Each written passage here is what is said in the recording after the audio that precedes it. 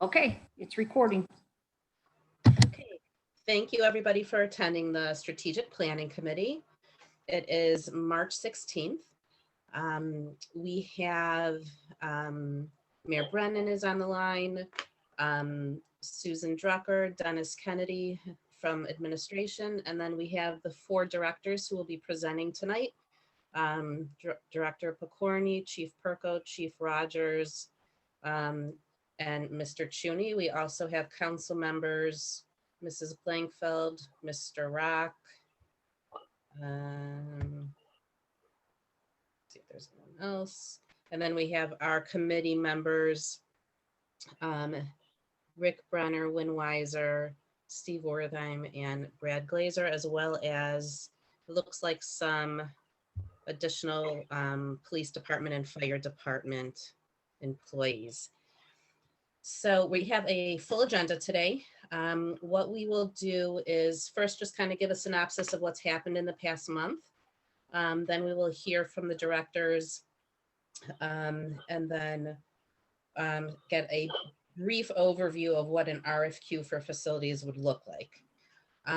So this month, what we've done is I've asked each director to give us an overview up to 15 minutes on what their short-term and long-term capital needs are, excluding facilities.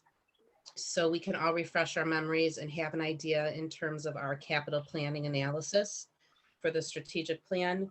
We also have finished up the salary compensation grids. We will go over that next month since this agenda is pretty full.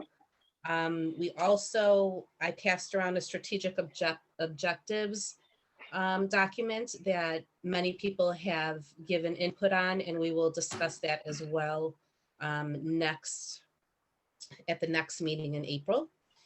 So without further ado, what I'm going to do is call on each director one at a time. They'll talk for about 15 minutes, and then we will have 5 minutes of questions, and then we'll go on to the next one.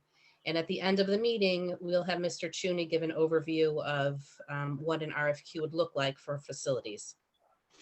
So first person on my screen is Chief Rogers. So I'm going to ask Chief Rogers to begin the discussion. Thank you. Thank you, Vice Mayor. Regarding short-term and long-term capital needs for the police department over $1,000, I'll be referencing 6 memos that I'm hoping that everybody was able to receive. The first memo is specific to the UHPD 5-year projected capital needs and notes. This is a 6-page memo. So it was in the attachment that I received in email, and hopefully everybody else did get this memo as well. So the first 2 pages identify 31 different categories of capital needs that supports our operations. Anything from vehicles to IT related functions to firearms is part of this 31 category capital spreadsheet, which is also put together with a 5-year projection with the current year, that being this year. So the first 2 pages itemize all those needs, and then the following 4 pages goes into specifics, identifying what each item is, when the last time it was updated, and more specifics on how it can be used in the field. So that's one of the memos, one of the 6 memos that would be needed for consideration for this purpose of this meeting here. I'll move on to this. If it's easier to take questions after each memo, or I can just provide or give an opportunity for questions at the end, I would defer to the Vice Mayor on that. Yes, I have a question. Is this on the, I have an email here from Kelly yesterday that has a 16 megabyte file, but I can't open it. Is that what you're referring to? Yeah, that was all of the departments together. Mm-hmm. And my city email won't let me open it, and I can't forward it to a. I sent an email to the Vice Mayor around February 18th that had just my Okay, that'd be good. my attachments. Let me see if I can find it quickly. Hold on one second.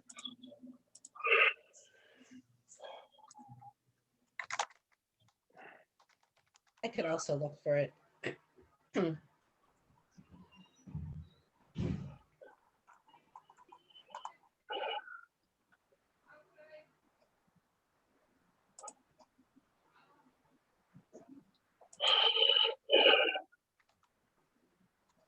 You know, Chief Rogers, I can send it to John. You can continue.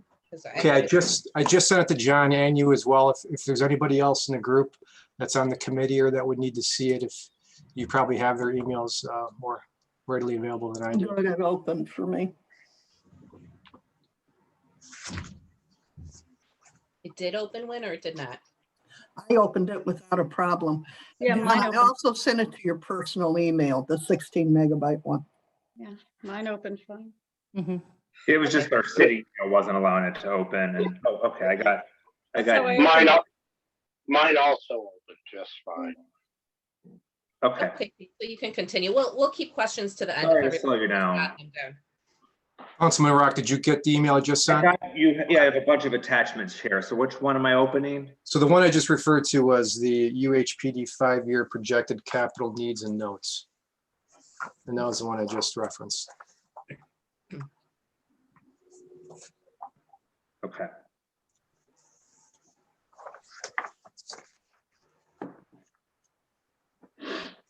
Thank you. The next memo I'll reference is labeled miscellaneous annual expenses. These are kind of reoccurring expenses that are over $1,000 that aren't necessarily capital, but probably worth awareness.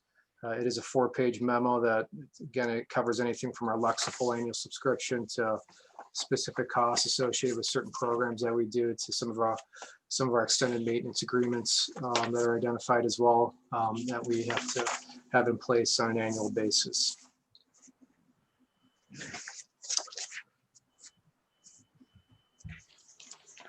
The next memo I'll reference is titled UHPD Sign Shop and Fleet Info. It's a 3-page memo. It breaks down our police department fleet and our sign shop vehicle and how it's used and how it's maintained.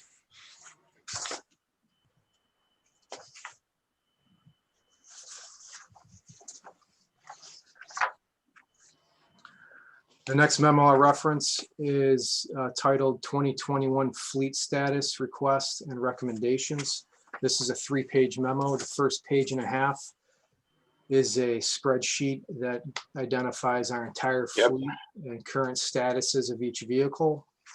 And also on page 2, it identifies further information in terms of definitions of conditions and how they're labeled, and some additional information regarding the vehicles themselves, and some history on vehicles that were purchased or were not purchased over the past 5 years. The final page of that memo is a recommendation for 2021 from our fleet manager, Lieutenant Brian Lombardo, who is recommending, or did recommend, that we replace 4 vehicles in our fleet this year. And that is page 3 of that memo.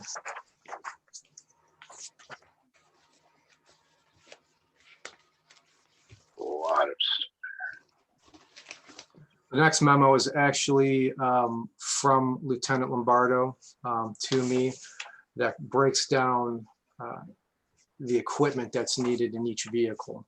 So the vehicles start at about $29,000, and that's based on 2018's information when we purchased cars at that time. But there's a significant amount of other expenses that go into the vehicle that are identified in this 2-page memo from Lieutenant Lombardo. I know that's a recurring question at some of the budget meetings about what exactly goes into the vehicle that makes them almost $60,000, but there's a significant amount of equipment and IT and components that go into a vehicle in addition to the base price for a police rated vehicle. And the last memo I reference is regarding our need to migrate to a higher band radio frequency for enhanced interoperability communications throughout the region. That has been an ongoing process since the end of 2019. And the memo referenced here is titled High Band Radio Migration, which was presented at a safety committee meeting in December of 2019.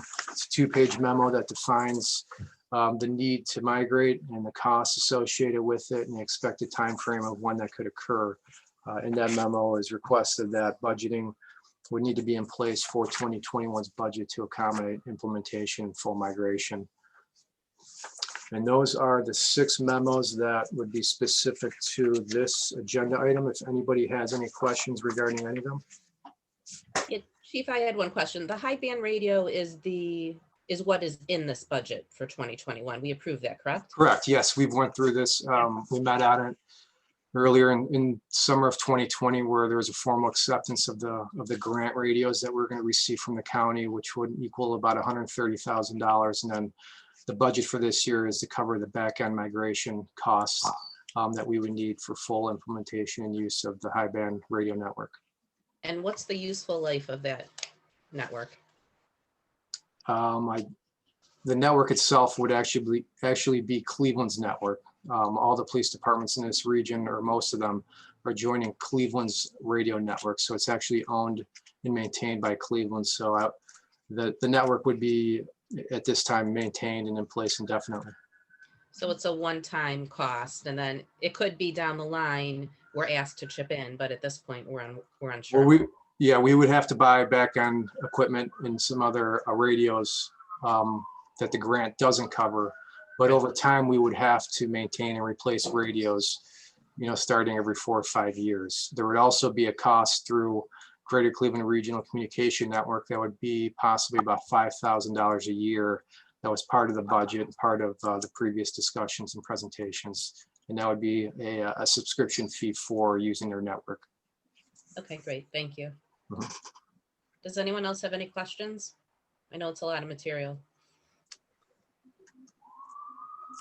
It was a lot to read, but it was incredibly thorough and I think well presented. So thank you, Chief. Thank you. I can assure you that members of my command staff play a vital role in putting this information together. So I'm very appreciative of them. Kudos to all of them. Nice job. Nice job. Mhm. Okay, would Mr. Pokorny like to go next?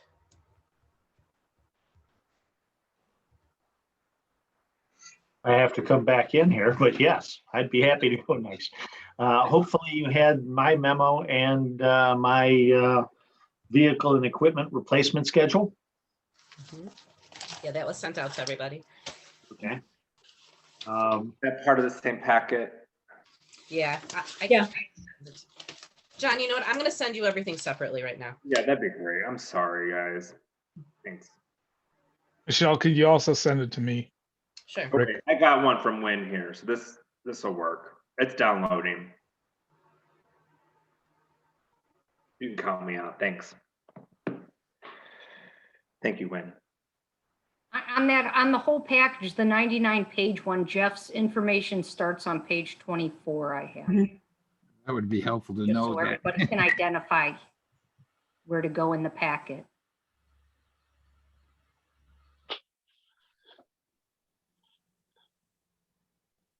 My presentation will be much simpler than the chief's in that it only included my memo and my vehicle equipment replacement schedule. I don't know that I have a lot to say about our equipment. We had purchased a number of pieces of equipment, especially our rubbish trucks, used through the years. So in 2012, we purchased a used 2000 Mac through a company called, well, it was a Heil. I'm sorry, it was through a company down in Columbus. And they had purchased a number of used vehicles from the city of New York. They had refurbished them. They had replaced a lot of the equipment on it. And they were available in the price range of about $50,000 to $60,000. So considerably less than a $200,000 new rubbish truck. In 2013, we did the same thing again because of restricted budgets. We purchased another 2,000 used Mac. And then in 2014, we got lucky, we got a 2004. So we moved up by 4 years. Those 3 rubbish trucks were in service up until 2019, when the earliest of that, the 2000 used Mac, the first one purchased in 2012, went down. And we have not been using that truck since. It's been relegated to parts for the other 2 used trucks, and we've been keeping the other 2 trucks running using the parts off of that first truck. After that, in 2015, we actually purchased, or no, actually it was 2017, we purchased finally our first new truck. And that ended up being a 2018 model. And in 2018, we purchased a new truck, which actually was a 2019 model by the time we received it. So we have 2 new trucks. We have 3 old, used, one of them broken Mack garbage trucks. And we have 2 trucks that we call the twins, which are Freightliners. They're 2007 vintage.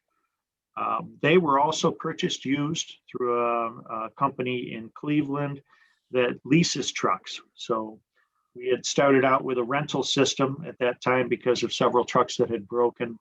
And then we purchased those 2 trucks from them to put them in our fleet. So the garbage truck fleet is probably our biggest concern. It's our largest cost. And it's going to be an issue in the near future, in that for the next 4 to 5 years, we need to replace a rubbish truck each year. And they're going to cost us in the range of $220,000 each if we're going to continue doing rubbish. And that's doing rubbish in our current method. If we decide to automate and buy a automated truck, you're looking at something closer to $300,000 for an automated rubbish truck. Mr. Pokorny, what's the yellow highlight versus the green? The yellow purchases we're proposing this year in 2021, and the green is 2022, next year. So next year, another scooter and a dump truck and another garbage truck, right? Rubbish truck. Correct. Okay. In the past, we've done about 5 vehicles a year, and that's pieces of equipment, because some of them are leaf vacuum machines, some of them may be a dump truck or something like that. So in 2019, we purchased 5 pieces of equipment, or actually in 2019, we proposed to purchase 5 pieces of equipment at a cost of $464,000. We ended up purchasing none of those except for one Ford Ranger at a cost of about $25,000. So that was 2019. 2020, we proposed purchasing 5 pieces of equipment, again in the same range, about $455,000. We purchased 0. We purchased no equipment last year in 2020. This year, again, we're proposing to purchase 6 pieces of equipment for a total cost of about $484,000. So you can see the trend is that the service department is going to need about $480,000 a year in new equipment in order just to keep up with replacement schedules. That's not adding to the fleet. It's not improving our services. It's strictly keeping us afloat with the process that we currently run. So that is probably the gist of my presentation for you. The rubbish issue is still an issue. It hasn't gone away, and it's not going to go away.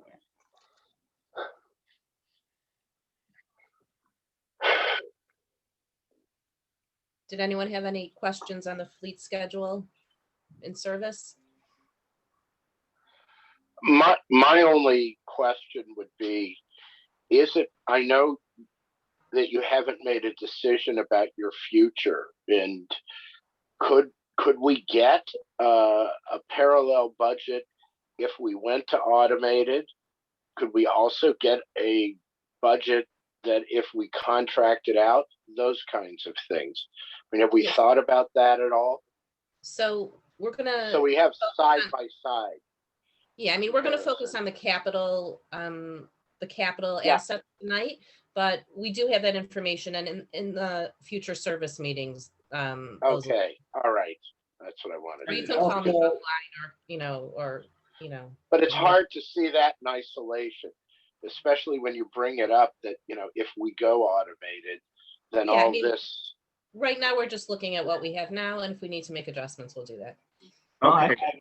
I could let you know that if we go automated, although the trucks are approximately $100,000 more per truck, in the rubbish study, they did present a method of financing those trucks, which would bring the cost down actually a little bit below what we're currently spending on trucks. But if we continue with the current method, then the current proposal and the current 5-year plan that I presented tonight and to the committee would apply. is this, can I just ask one more question? And Sure. my comparison is that, in the old days when you bought a car, and that shows how old I am, a stick shift was cheaper than an automatic. Now, if you wanted a stick shift, they don't really make them, and you'd pay more for them. Are we seeing this move to automation throughout the country, and is what we're doing becoming extinct in a way and will Okay. cost us more? Steve, That's a question. I don't want to cut you off, but if really we could speak offline, you're welcome to call the service director or the mayor also. Sure. I just want to really stick to, we have a packed schedule tonight, so. My only question is, since it relates to the capital, is we're buying these new rubbish trucks that, since we're still going through the community involvement on the trash study, that these could be retrofitted for automation in the future if a future administration choose to do so. Is that correct? So we can buy a basic now and retrofit it later? No, they cannot be retrofitted to be automated trucks. An automated truck has a number of hydraulic issues and other things. It's a completely different truck. What they can be used for is to continue our current program of how we collect brush, grass clippings, those other items. So as I had presented at the committee, we currently have 3 trucks in our fleet, one that's broken and 2 others that are the 2000 year vintage, which all need to be replaced. Those trucks, if we went automated, would then be the trucks we lose, including the 2 that are 2007 Freightliners, number 21-2 and number 21-4. But the new Those one we're are buying both this year reaching would the still end be of their a useful used life. And those trucks would be retired to be replaced with automated trucks. And that's how we would change the fleet over. Okay, and then the new Mack truck we're buying this year, what would happen to that then? It would be delegated to what truck 21-7 does, which is brush collection and We have lawn to leaf. replace next year anyway. Okay, And you're still going to have to go rear load. So that truck would be new and useful for that duty. okay, so we still have time to go through this study then. It's not That any. is correct. Okay, good. Thank you. Are there any other questions? Yeah, Wynn? In your report, Mr. Pokorny, you note that when you get off of trucks and you get onto actual storage of the trucks, buildings, etc., the salt storage site, and you note that you would think if that was built, it would need 1,000 to 2,000 tons. Would that cover enough for a winter or only a partial winter? That would only cover a partial winter. As I indicated, we go through about 3,000 tons in a year. But if I were able to order another 1,500 in the middle of the year, in the middle of the winter season, a salt barn of 1,500 tons would be adequate. The problem we have right now is our salt barn only holds 200. Yeah, then we'll know. Every storm, we order more, but by delivery time, that barn is empty and sometimes we run out. So we would need another storage site. In this case, we're lucky right now that we have Cleveland Heights working with us. That's what I thought, yeah. And we have about 2,000 tons over there. And then we go Yeah, I through realize we've been storing off-site. Okay. recurring orders on our local barn.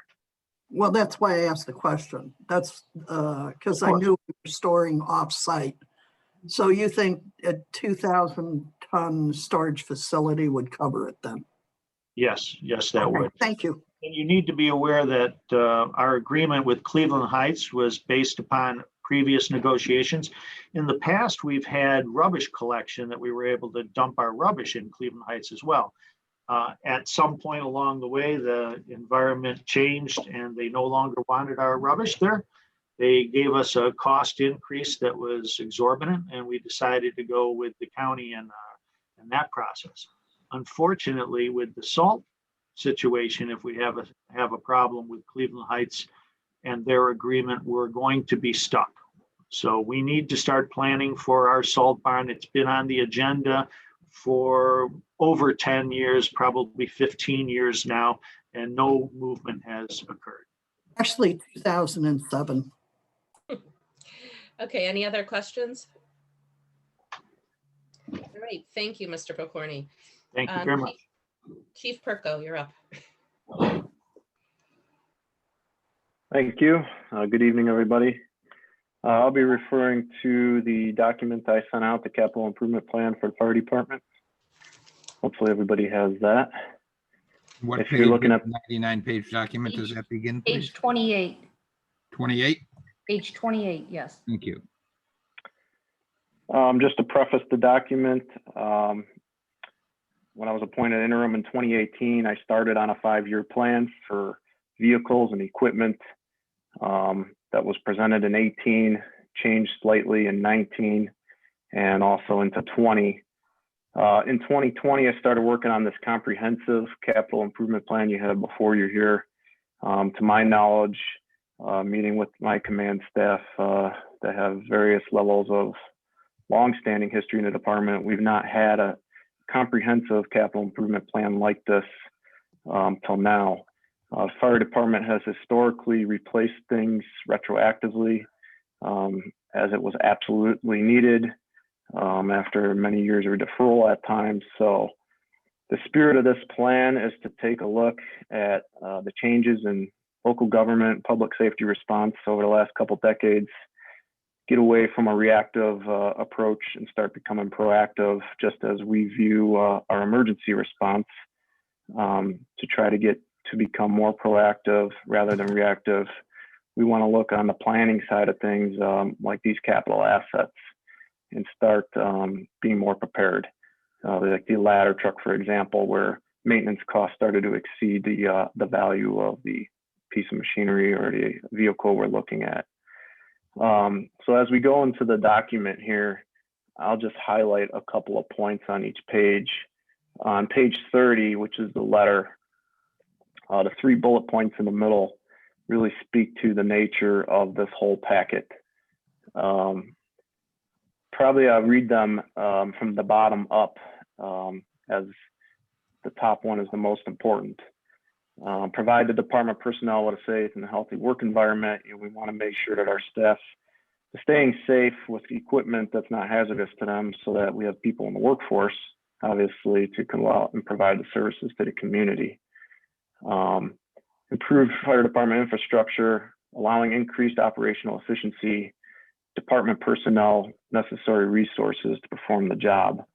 And then lastly, enhancing our operational ability, respond to emergency efficiently, timely, effectively mitigate emergencies, and lessen any negative impact to the citizens that we're serving here. And those may seem to be pretty straightforward, but as we've had experienced in the past with aging equipment and equipment not meeting standards and being replaced when it should, it impacted these 3 points and made it difficult at times to provide adequate services. Moving forward to the next page, capital asset management, page 32. 3 bullet points there is what this capital improvement plan is looking at. The 3 main schedules in it are apparatus and vehicles, major equipment, and facilities. Not just the replacement of facilities, but major items within the facilities, such as like heating and cooling units and things of that nature. The next page in bold, I have in there that I'm proposing that the city contemplates funding projects in this plan by allocating money in a vehicle and replacement fund, which is something I brought up in the tower ladder presentation, as well as other finance committee meetings, where I showed that the ambulance billing revenue that we bring in could almost fully support the replacement of our fleet if we were to get on a standardized schedule. Even taking 50% of what we collect and allocating it towards a replacement fund would help us be more prepared in the future for the purchase of something like a ladder truck down the road. Next page talks just a little bit about the process and the standards that this capital improvement plan goes on, looking at the NFPA and APWA industry standards on replacement for equipment and vehicles, some of the record management systems that we have in place now, things that we're tracking as far as maintenance costs. We all have these in a database now, so we should be able to pull some pretty good records so that we can contemplate the life expectancy of a vehicle, not only based on standards, but based on the wear and tear that it's being used in our city. Obviously, we're a smaller city than many others, so we may get more use out of a vehicle or equipment than, say, a city like Cleveland, but we'll be able to track this now with maintenance costs. The next section on page 36 just talks about the mission, objectives, and goals of this plan. The action plan speaks to what we're kind of doing right now. We have a replacement schedule in this for those 3 main topics I just spoke about. We have this creation of this plan and have it in place. I actually have added a record of change and distribution form to this packet since you've received it, because we know it's going to be fluid. Just as the 5-year plan over the last few years I've presented at finance committees have changed, we expect this will too. And one thing that we've done in the past, being reactive to capital assets, is sought out grant funding to bail us out of a replacement problem. What we want to do now, which is indicated in this packet, is seek out grant funding ahead of when we need to replace things and see if we get lucky enough to secure a grant so that we don't need to spend the money. And then if we're unfortunate to get the grant over trying a couple times over the year or 2 or 3, and we have no other option than to make the purchase, at least we've done our due diligence before the replacement schedules due. It talks about an annual critical asset evaluation form, which is attached in here, and then the grant funding that I just mentioned. Next page, page 37, is the first of the 3 different plans. This is the vehicle replacement. The top part of that is the schedule. Now, this is a schedule that is somewhat subject to change based on wear and tear and use. Over the last almost 5 years, our incident call volume has increased over 50%. That's going to drastically change how some of this lines up in the future if things like that continue. The idea with some of these replacement schedules here too is to get as much out of it as we can because of our financial situation in a city, but not run the wheels off of it, if you will, where repair costs exceed the value of the vehicle. We would like to ultimately replace it so that we can resell it and still get something out of it. You know, put the vehicle on gov deals, take some of the collection of that money and perhaps put it into that vehicle replacement fund. As an example of that, the neighboring community, Shaker Heights, they had sat on their retired ladder truck for 3 years, unable to get anyone to buy it, and they were going to just scrap it. and even the value of the scrap was not really worth it to them. They ended up dedicating it to the Cleveland Fire Museum. So we were very fortunate and kind of lined up with Put-in-Bay Fire because I knew that they were looking for a couple of years to possibly implement a ladder truck to get lucky and secure that purchase, but that may not always be the case. So these replacement schedules contemplate trying to get some value left out of the vehicle before it's just worth scrap value. The bottom part shows our current vehicle lists, their ID numbers, their conditions, and the date they should be recommissioned or decommissioned. The highlighted ones are the ones that are affected in this 5-year plan. And then it goes into detail farther down in this report. Going to the next page, major equipment replacement schedule. Obviously, being in public safety, we have a plethora of equipment, more that can fit on this entire packet probably. But these 15 or so items are the major ones that really rack up the costs and are bound by standards for replacement. And then below is what we have on hand and the dates and the conditions of those. Again, the highlighted items are the ones that are contemplated for replacement in this 5-year plan. Going to the next page, page 39. This is the facilities one. Same idea here, schedules on top. What we currently have is on the bottom. So looking at things like roof, I know we have some significant roof leaks that need to be looked at, so that's why that's highlighted, and the other things listed there. Next page, page 40, basically the next couple of pages are a breakdown of those highlighted items. So in that chart, apparatus and vehicles, these couple of items that were highlighted, this speaks to that. So there were 2 ambulances highlighted in there, and I'm just going to go over these 2 as an example. It says ambulance A is to replace 1142 unit, which is a 2014. The process should start in the year 2023 so that we can actually replace it in 24.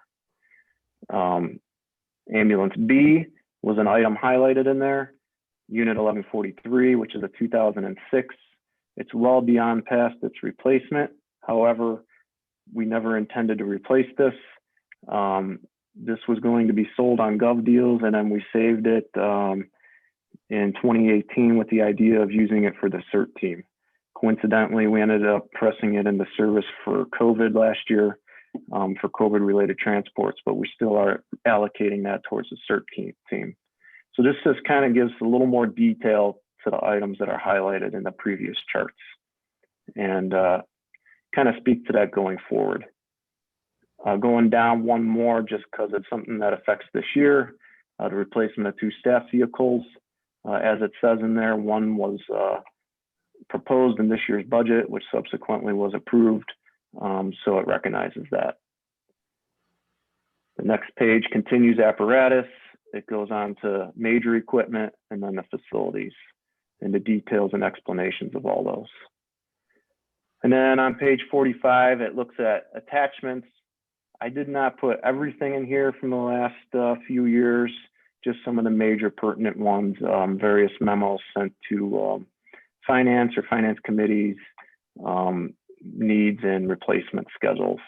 And the very last attachments in there are comprehensive replacement schedules that we use to draft this report. Pretty much that sums it up. Happy to take any questions.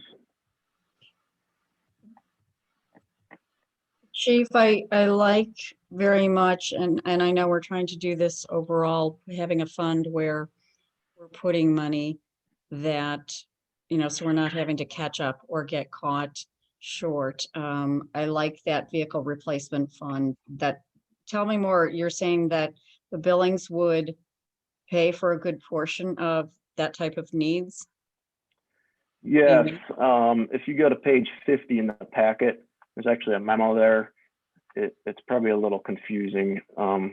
Perhaps at a different meeting, I could go into it in more detail, but it does kind of show you there what we billed in 2015 through 2019, what was actually collected.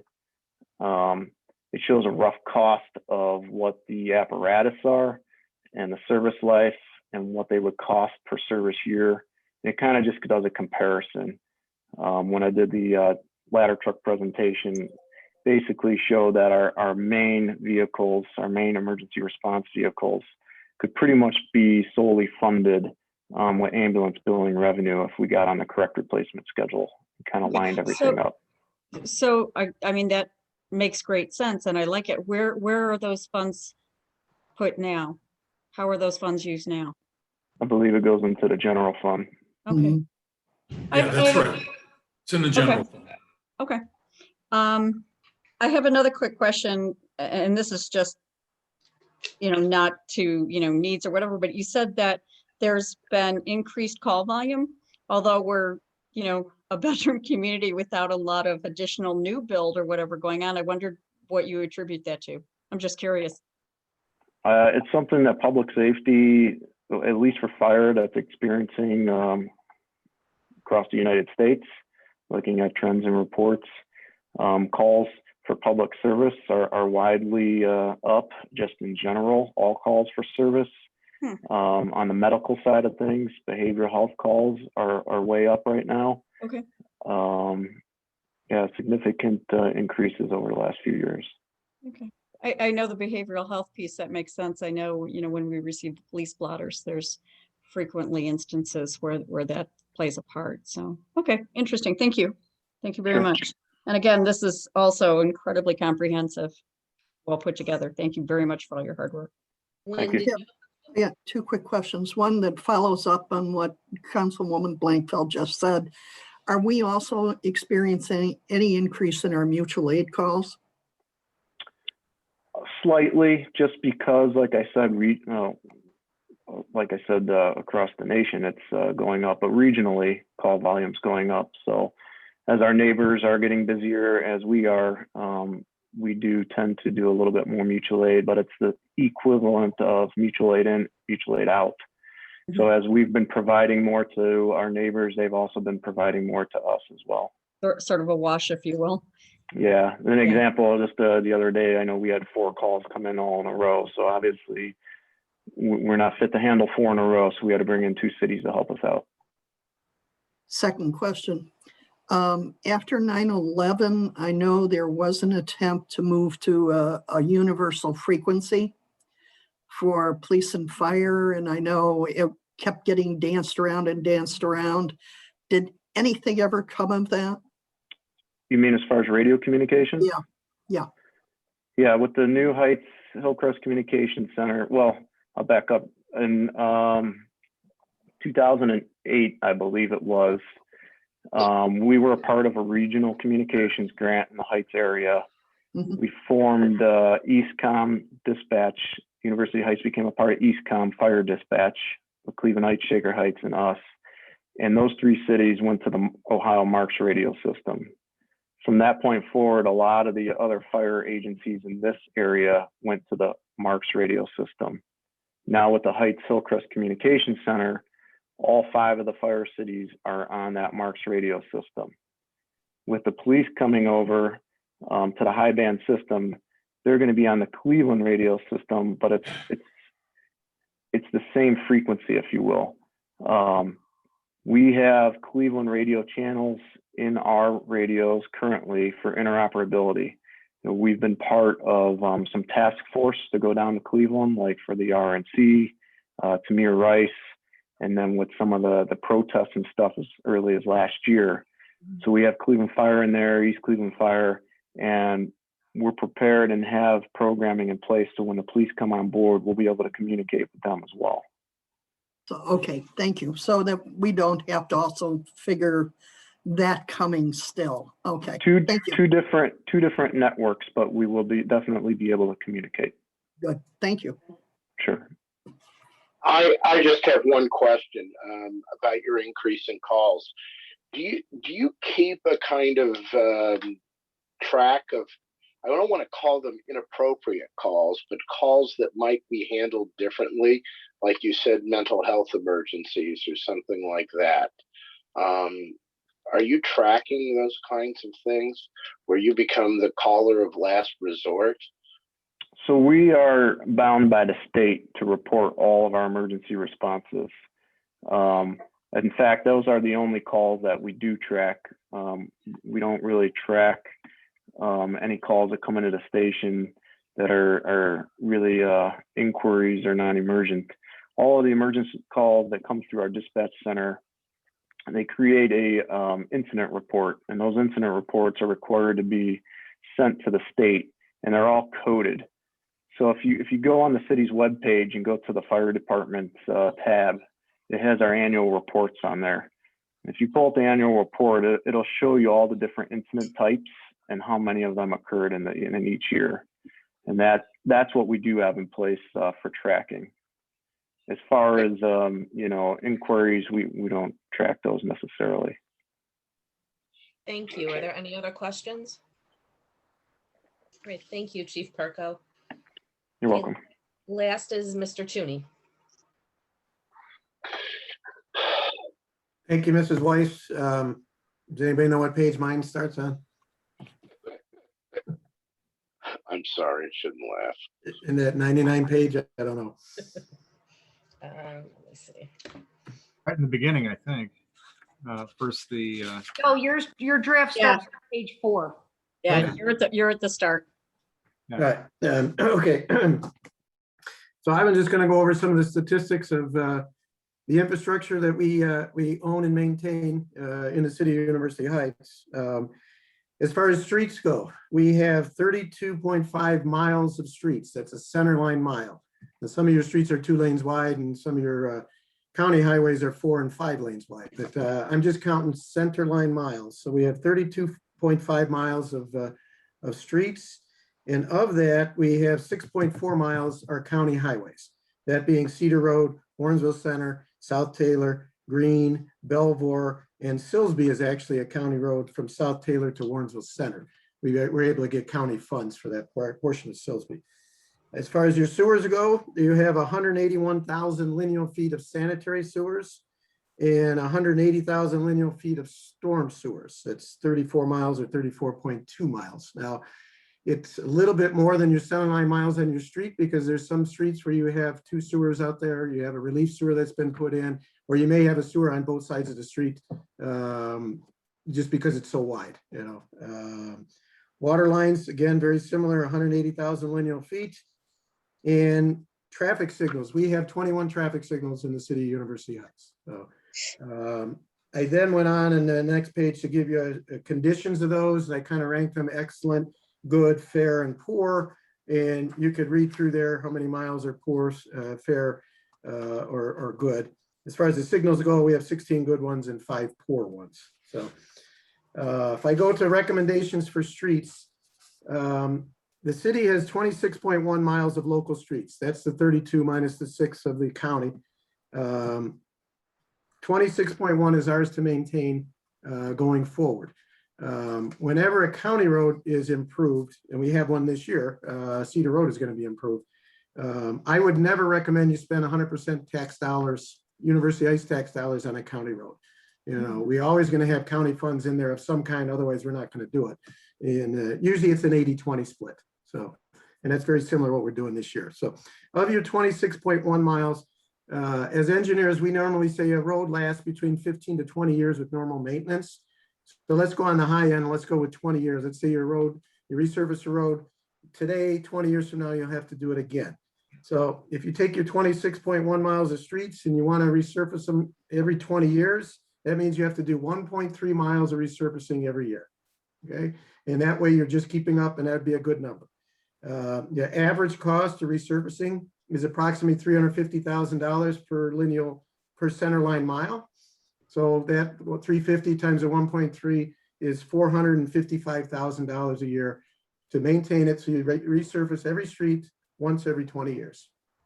On top of the 455, you'll have occasional year in there where you have to contribute to a county road.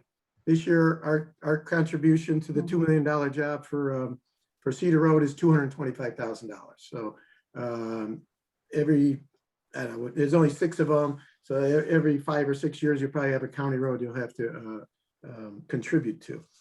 And finally, on top of the resurfacing, I would recommend, it's always prudent to spend some money on maintenance items, crack sealing, patching, some curb repairs. If you would budget like $50,000 a year for that, that would be adequate. And that makes it basically, your road program should be about $500,000 a year just to keep up. And again, do every street every 20 years. Now, for all of you council people that are there, you've gotten the calls that I've gotten. You know, I've lived on this street for 40 years. You never resurfaced my street. Well, that's a lie. I can tell you this for a fact. I have all the data. All right. I know when we resurfaced, and we're generally in the 20-year range.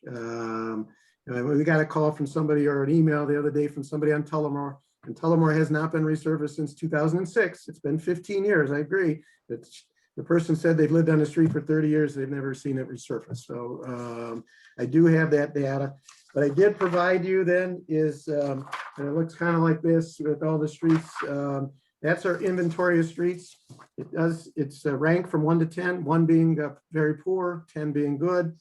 In each range of 1s, 2s, 3s, and 4s, it's alphabetical. It's not necessarily in priority order. There are some comments on the side, but you could see the last year it was resurfaced.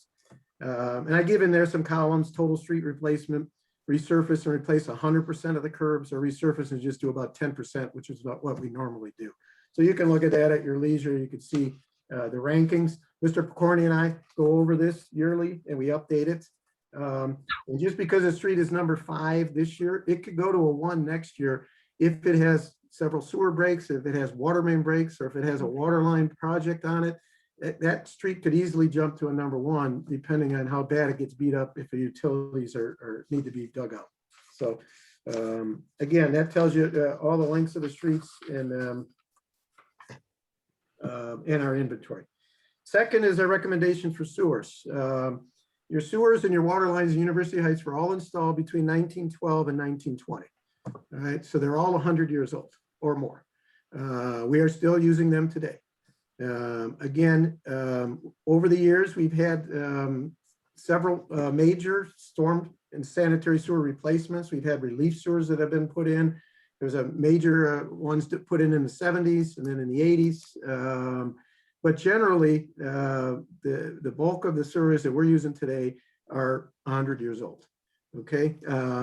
Mr. Pokorny has a very, very good and excellent, in fact, maintenance program for your sewers. You have a sewer fund that he uses. Every 3 years, he's got the city divided up in thirds. Every 3 years, all the sewers get cleaned, flushed, and televised. All right. With that are also your catch basins, all those grates in the street that catch all the water. They get filled with leaves, with debris. You'd be surprised what you find down in there. Every 3 years, they get cleaned once every 3 years. Very good program. All right. From those, from the TV or the videos of the sewers every year, guess what? You're going to find some issues. All right. You're going to find things like this year we've identified $300,000 of point repairs that probably should be made on these sewers based on just a third of the city that were videotaped in 2020. We've watched them and we've got about $300,000 worth of repairs that we would recommend doing. I know the city's budgeted $80,000. We are definitely going to spend that mostly on Cedar Road because Cedar Road's going to be resurfaced this year. We're going to get out there first and we're going to repair some of those sewers out in the middle so that when the paving comes through, we'll get that done. And on top of a normal program like that, and if you could budget $80,000 or $100,000 a year for sewer repairs, that'd be fabulous. This Northeast Ohio Regional Sewer District, and I'm holding this up for you, did a SSES, the Sanitary Sewer Evaluation Study of the entire Dugway Brook, Doan Brook system, which is the Heights Hilltop area. It's a 150-page report that we received last year, probably middle of the summer last year, we received it. They studied our sewer system, they dye tested, they flow tested, they put flow monitors in there to check the flow during rainstorms, they smoke tested, dye tested, they TV'd some things. Unfortunately, they have in their report $175 million worth of improvements that we should be making to our sewer system. Basically, they are telling us that we have to separate all of our common trench sewers. So in your packet, I don't want to know what page it is. There's a diagram here that shows Sewers 101, basically. What we have in University Heights for probably 80% of the city, you have a large storm sewer pipe sitting right on top of a 16. sanitary sewer pipe. Large pipe on top of a small pipe. When the big pipe gets old and leaks, it goes down into the small pipe, which is your sanitary sewer. Sanitary sewers are not big enough to handle rainstorms. That's where you get backups of basements, basement flooding, and when your sewers back up. It's when that storm water comes from the one pipe and goes to the lower pipe below it, you have issues. Sewer district is telling us you really should replace all those by separating them. Big job, right? Put one on one side of the street, one on the other side of the street. They have 3 tiers set up in their recommendation, tier 1, 2, and 3. Again, they all add up to $175 million. That's an item for a whole other meeting, a whole other discussion. I think we should proceed as we have been doing. We've been doing it fine for the last 30 some years I've been involved, doing your point repairs when you have to. Are you going to get basement flooding? Yes, you are. We have to repair some sewers as we go. So that's it for your sanitary sewers. Recommendations for water lines. We are in a good position with water lines in the city of University Heights. Again, they're over 100 years old. In 2007, City of University Heights signed the suburban water agreement with Cleveland Water Department. It was basically what they called back then a no poaching agreement, meaning we had to sign an agreement that we would not, as a city, steal businesses from the city of Cleveland and steal their income and their payroll taxes and stuff. If we signed that agreement and said we wouldn't steal them, then they would take over our all of our water lines. And it was a no-brainer for us. We don't really have any industry or industrial areas where we can steal businesses. We signed it, as did many communities in Cuyahoga County. There's several that have never signed it, right? And they probably never will. Solon's never signed it. Beechwood just signed it last year, because they were getting businesses from Cleveland. They didn't want to do that. So, but we've had a very good program of replacing water lines since we've had those dollars. Since 1994, we've replaced 30 streets, water mains on 30 streets, and 25 of those streets have been since 2007, and 100% of the costs have been covered by Cleveland Water Department. And we will continue to do that. They have an application process every year, and it's based on a scoring system, based on the number of breaks in your water lines, based on the water quality, and based on the water flow in your water lines. As a water line ages, it rusts on the inside, if you will, and the pipe, the 6-inch pipe gets smaller and smaller. Narrows, yeah. And then you can't get flow out of your hydrants to fight fires. And when Chief Perko is flushing hydrants every year, he does flow tests for me, where he just indicates, hey, we're not getting any flow out of these hydrants. Well, we submit that kind of thing, and we're able to get the water lines replaced, and then we get new hydrants with that as well. Being as old as we are in the community we're at, we could easily qualify just about every year to get a water line replaced. I put a map in there, and I highlighted all the streets that have had water line replacements since 1994, and we'll continue to add to that and continue to do that program because it's a good program through Cleveland Water. Finally, we have our traffic signals. 21 signals, most of them are Cedar and Warrensville Center Road. All of the Warrensville Center Road ones were replaced in 2002, and the Cedar Road corridor was replaced in 2007. Your traffic signals on Cedar Road and the ones on Warrensville Center from Cedar down to Silsby, which is in front of City Hall, are all interconnected. Interconnected meaning they talk to each other and they work in a sequence or in a series. The other ones on Warrensville Center down there at Meadowbrook and all the way down to Fairmont Circle there, they're far enough away that they didn't need to be connected. They're in fairly good condition. Those are all on poles and mast arms now. They're no longer on the old system was on wires. You had these wires hanging overhead and you had the signals hanging on them. We still have that at Fenwick and Washington. We still have that at Green Road and Heinen's driveway and Green Road and Silsby. Those 3 signals are absolutely obsolete. They have the old technology. Again, they have those wires. The poles are leaning pretty bad. Those should be replaced at some point in the near future. And you'll put up mast arms and poles and match the other ones. A couple of years ago, we submitted, well, it was in 2017 now, it's been 4 years now. We submitted to NOACA an application for $3.2 million job to replace 5 of the signals and replace all the hardware. The hardware is the computer in there, the controllers, and then some of the LED lights, some of the pedestrian heads and things like that. Well, NOACA actually awarded us $550,000 of the 3.2 million. It's scheduled for construction in 2023.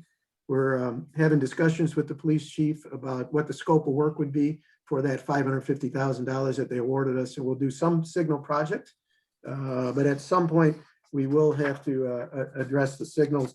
Again, I gave you a map in case you didn't know where all the signals were in town. They're colored with blue and or green. Green were the ones we had recommended replacement, and blue were the ones that just needed upgrades on that map. Replacement, and I'm going to be specific about the intersection on Fenwick and Washington.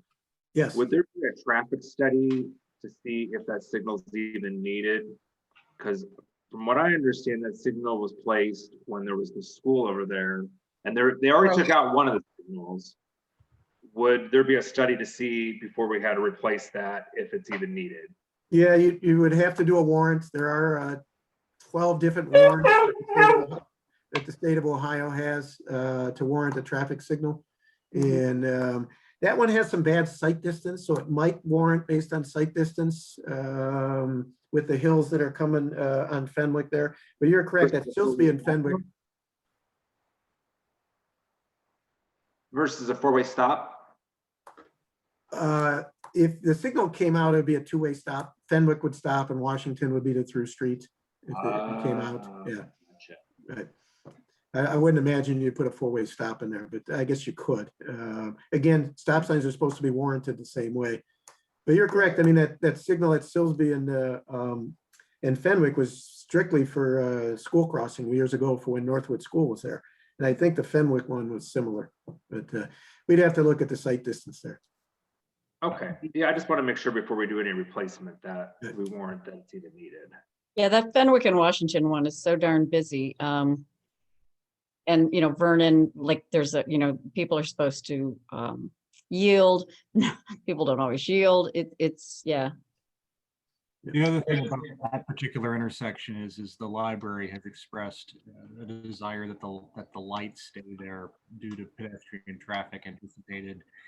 And in non-COVID times, there's more foot traffic at that intersection, and the light facilitates pedestrians. Right. Joe, could you confirm something you said for me? Yes. On the agreement with the city of Cleveland, if I remember right, one of the complaints by Bullock at the time we voted on that was that the city of Cleveland wanted us to pay for the hydrants when those things went through. Are they now picking up the cost of hydrant replacement? They pick up the cost of all the valves, all the hydrants, and all the cool. We got a really good deal. Yeah, we did. And then the service Okay. connections all the way back, the service connection from the main all the way back to the curb stop, like right by the sidewalk. That's all Okay, paid for when they replace the line. Yes. They must have changed that over the years because I know Bullock was having a fit and almost didn't vote for it. So Correct. Correct. Yeah, You're correct on thanks, that. Joe. Right. The one good news on the signals that when, and the mayor knows this, we're in discussions right now with the city of Beechwood to take over the signal at the corner of Silsbee and Green. It's kind of like a five-way intersection there. They have Campus Road and Beechwood Boulevard coming in. We have Silsbee, we have Green, and Baintree is there, sort of, but it's offset. Right. The controller is actually in the city of Beechwood. And usually wherever the controller is, they own that signal. But for some reason, historically, University Heights has maintained and owned that signal. But they are interested in taking it over and adding it to their system. And we're pretty happy to do that, I think. Bye-bye. And so we may have only 20 signals, hopefully Great. sometime this year. I just want to thank you. This is probably the most comprehensive report that I've ever heard about the streets, sewers, water line, traffic signals. And you gave really concise estimates for how much each year we should budget. So I'm really excited about that. It'll be helpful moving forward. Very good. Just to let everybody know what is going to happen internally is there's going to be a spreadsheet created that will have all the departments, their capital assets pulled out 5-10 years, So we'll know every year per department how much we should be budgeted. We should be budgeting for. Wonderful. So before we go on to the overview of the RFQ, were there any other questions for any of the directors? Okay, so I asked Mr. Cheney if he could speak to somebody in his organization on a facilities RFQ, what that would look like. And he did. He's going to give us a brief overview. And then at the next meeting, we will have somebody come in and actually speak to us more in depth about that. So, Joe, thank you. And I gave you a just a draft of a sample RFQ, and it kind of based it on a couple other cities that we had seen recently about facilities master planning type of thing. This is something that your committee has to decide. I only had a couple conversations with Mrs. Weiss about this, so I'm not really sure what all the scope is, what you're trying to accomplish and things like that. But this kind of outlines how you would do it. You got to give your project description and then the professional services you want, and you got to kind of narrow that down so everybody's giving you qualifications for the same thing. An RFQ is a request for qualifications. There's no pricing involved. This is you're selecting someone based on their qualifications to study your facilities. And I don't know how many of your facilities you want. And right, I just called it the City Hall Campus Master Plan, which would be service, police, fire, and City Hall and building department. But you also have a pool and you have the playgrounds and things like that. But I mean, this could be just narrowed down to that. And once you come up with, what you're including as far as professional services, then you have to somehow score them. So, and I gave you a sample here of qualifications, how you score it. Well, even before that, by the way, you have to have somebody spearhead this and at City Hall that would, control the whole project, and they answer the questions and give direction to them. And usually that would be your building commissioner. I don't mean, because it's facilities, I would think it'd be somebody like a building commissioner, but you'd have to pick somebody to do that. And then you have to have a scoring system. And a typical one, and I've shown it here, the firm's background, they're going to give you stuff about their firm, 10 points, similar project experience, 25 points, that could be 10 points to 15, whatever you decide. Your project team, they're going to give you the project manager and everybody working on it, and there's sub-consultants. You're going to have to assign some points to that. And then their technical approach. Now you could have the technical approach half the score if you want, based on what they think they're going to be doing and how they're going to do it. But again, that's up to you. And then if you want to do oral presentations, you can. You don't have to. You could pick it just based on the written part. I put in an oral presentation worth 15 points. So again, that's going to take somebody's time. You're going to have to have a committee. You have to bring these people in, interview them, let them present, ask questions and things like that. So again, you need somebody to spearhead that. And then you limit it. I usually limit it. 20 pages should be plenty. I mean, you don't want to be reading, volumes here. So you can stop it at 10 if you want, so whatever you decide. And then my recommendation is that you then negotiate a price with the #1 ranked firm. And if you can't come to a price that is fair and equitable to both, then you go to the second ranked firm. And that's done all the time. And usually the top ranked firm, you're going to come to an agreement on price. And at that point, you really narrow down your final scope of services when you're talking price. So that's the format. And then you usually give a schedule.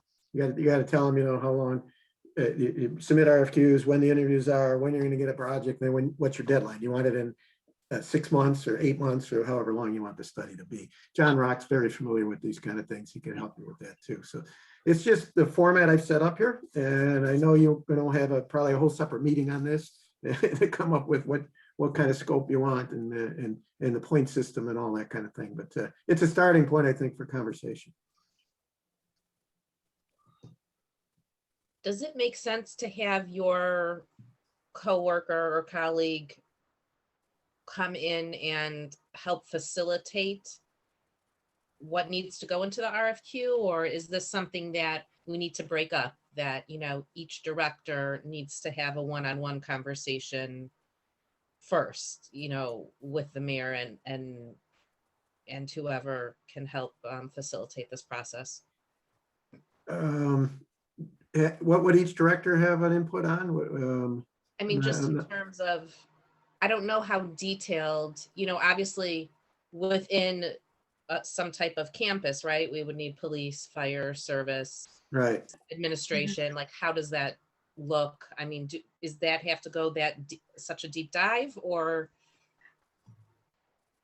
I mean, what I had in there was, yes, they're going to give you an assessment of the facility, of each facility as it exists today, and whether it makes sense to try and renovate it for the current needs or start all over, knock it down and build a new one.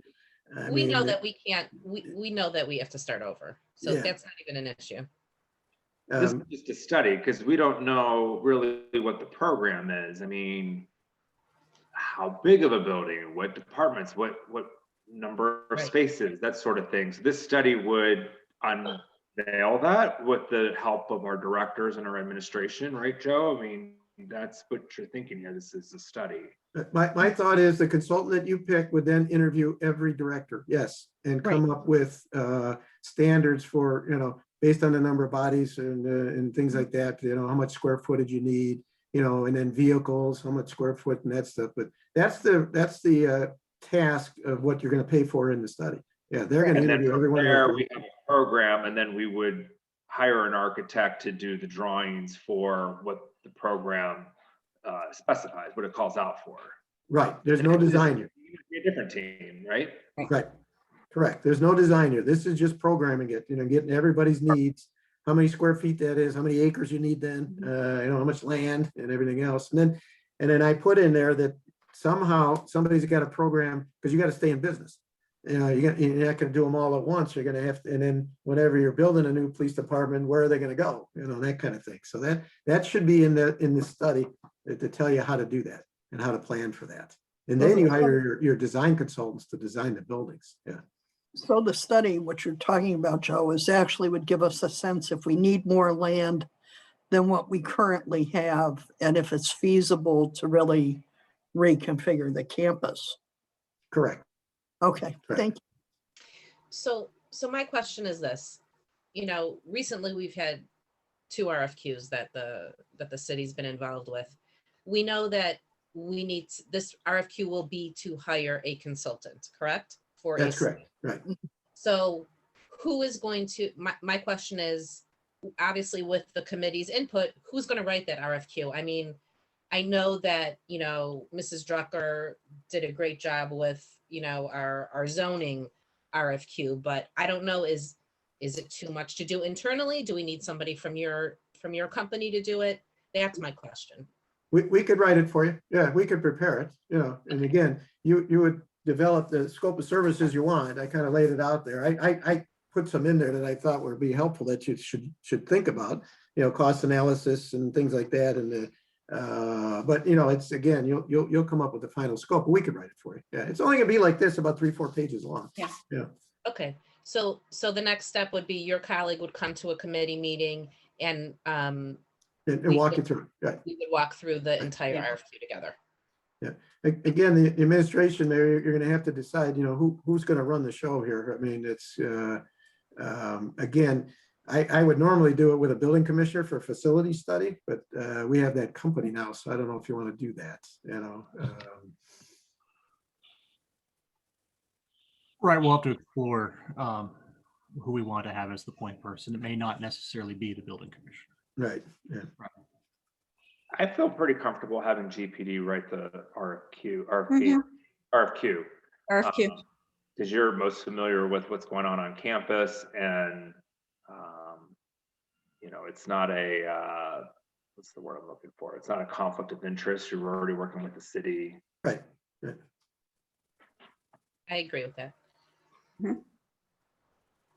Again, then you have to have your selection committee proposed, the people are going to score these RFQs and be in on the interviews. So they should weigh in on the point system, what you think is more important. And I may have missed something in here. You want something else in there that's worth 5 points or 10 points, things like that, But then it's a matter of just writing it and sending it out, advertising it and accepting the proposals. in the past, we've had, and I think you know this, Joe, whenever we've done things like this, there has been at least some residents involved with it as well. I mean, we have some residents on this committee in order to do that linkage into the community itself. And that seemed to work well, depending upon who is chosen and how their background is. So long as there's somebody that has real direct knowledge of this kind of process and what's involved in building something of this scope. It's not like, what would you like to see in a park, or, how big would you like to see a community center for what needs? I mean, this is more technical. More technical and the real nuts and bolts of the daily operations of the city to serve it best. Because, the chiefs and Mr. Pokorny and that. Well, you have several professionals on your BZA and your planning commission that probably would be great for this committee or for this, not this committee, but this task. Yeah, I agree. Well, one thing I want to bring up that everyone's using interchangeably, RFQ and RFP. You've got to decide, those are two different things. Right. You're either going out for an RFQ, which is qualifications, or you're going out for an RFP, which is proposals. Right. So that has to, just so everyone understands, those are two different things. Yeah. I've heard both terms used interchangeably in this. I know Mr. Rock had corrected himself. So just it's an RFQ. Yeah, I would recommend an RFQ for this. You want the best qualified firm, and then you're going to negotiate a price once you pick your, and if you can't come to terms, then you go to the second most qualified, I would recommend the RFQ. Thank you. Okay, are there any other questions before we have sum up what we discussed tonight?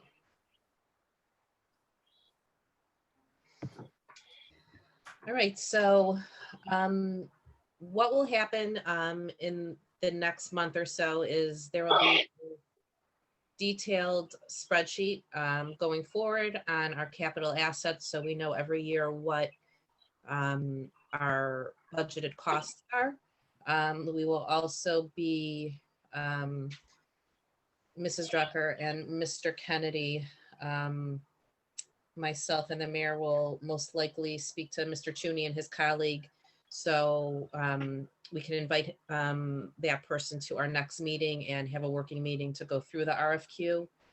And hopefully we will have time to review the last pieces of the budget or the comps and the strategic objectives at that next meeting as well. We could split the time up that way. And we will send out an invite. Tentatively, I believe the next meeting is scheduled for April 14th. So we'll make sure that that works for everybody, and we will send out an invite. So thank you all for attending. Thank you, everyone. Have a great evening. Stay well. Have a good night. Good night. Good night. Good night.